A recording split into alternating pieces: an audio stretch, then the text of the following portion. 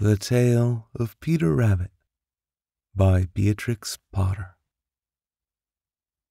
First published 1902. Printed and bound in Great Britain by William Close Limited, Beccles in London. Once upon a time, there were 4 little rabbits, and their names were Flopsy, Mopsy, Cottontail, and Peter. They lived with their mother in a sandbank underneath the root of a very big fir tree. "Now, my dears," said old Mrs. Rabbit one morning, "you may go into the fields or down the lane, but don't go into Mr. McGregor's garden. Your father had an accident there. He was put in a pie by Mrs. McGregor. Now, run along and don't get into mischief. I am going out." Then old Mrs. Rabbit took a basket and her umbrella and went through the wood to the baker's. She bought a loaf of brown bread and 5 currant buns. Flopsy, Mopsy, and Cottontail, who were good little bunnies, went down the lane to gather blackberries. But Peter, who was very naughty, ran straight away to Mr. McGregor's garden and squeezed under the gate. First, he ate some lettuces and some French beans, and then he ate some radishes.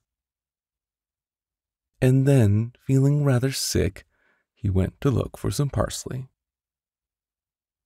But round the end of a cucumber frame, whom should he meet but Mr. McGregor? Mr. McGregor was on his hands and knees, planting out young cabbages. But he jumped up and ran after Peter, waving a rake and calling out, "Stop, thief!" Peter was most dreadfully frightened. He rushed all over the garden, for he had forgotten the way back to the gate. He lost one of his shoes among the cabbages, and the other shoe amongst the potatoes.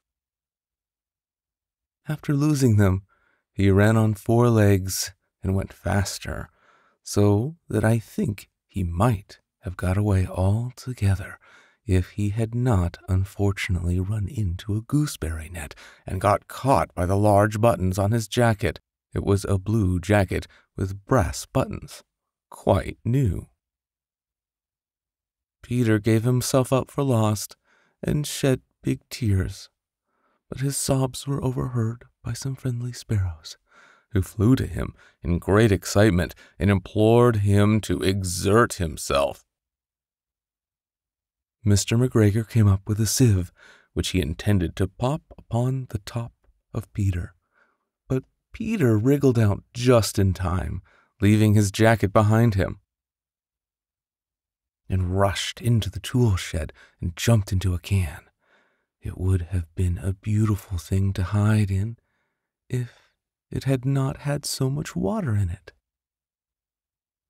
Mr. McGregor was quite sure that Peter was somewhere in the tool shed, perhaps hidden underneath a flower pot. He began to turn them over carefully, looking under each. Presently, Peter sneezed. "Kerchoo!" Mr. McGregor was after him in no time, and he tried to put his foot upon Peter, who jumped out of a window, upsetting 3 plants.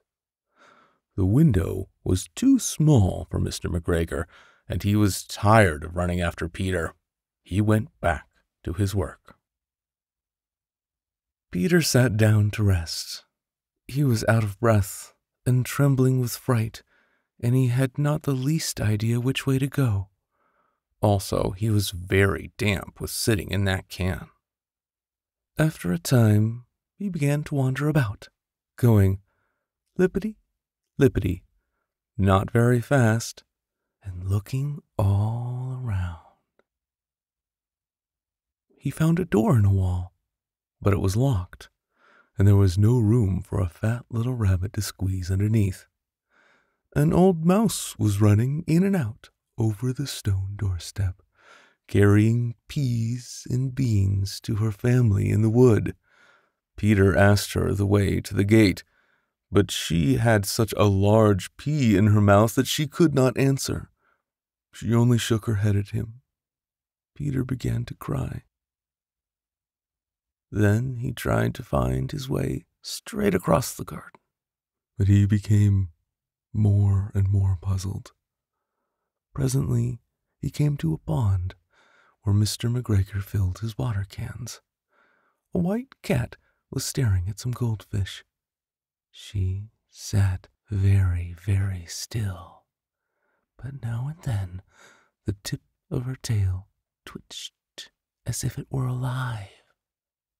Peter thought it best to go away without speaking to her. He had heard about cats from his cousin, little Benjamin Bunny. He went back towards the tool shed, but suddenly, quite close to him, he heard the noise of a hoe. Scritch,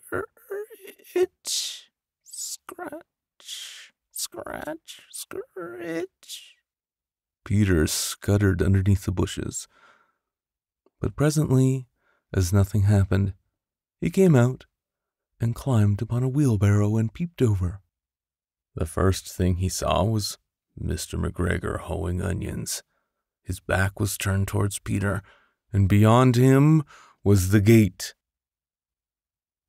Peter got down very quietly off the wheelbarrow and started running as fast as he could go along a straight walk behind some black currant bushes. Mr. McGregor caught sight of him at the corner, but Peter did not care. He slipped underneath the gate and was safe at last in the wood outside the garden. Mr. McGregor hung up the little jacket and the shoes for a scarecrow to frighten the blackbirds.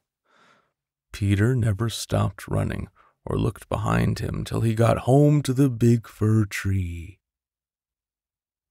He was so tired that he flopped down upon the nice, soft sand on the floor of the rabbit hole and shut his eyes. His mother was busy cooking.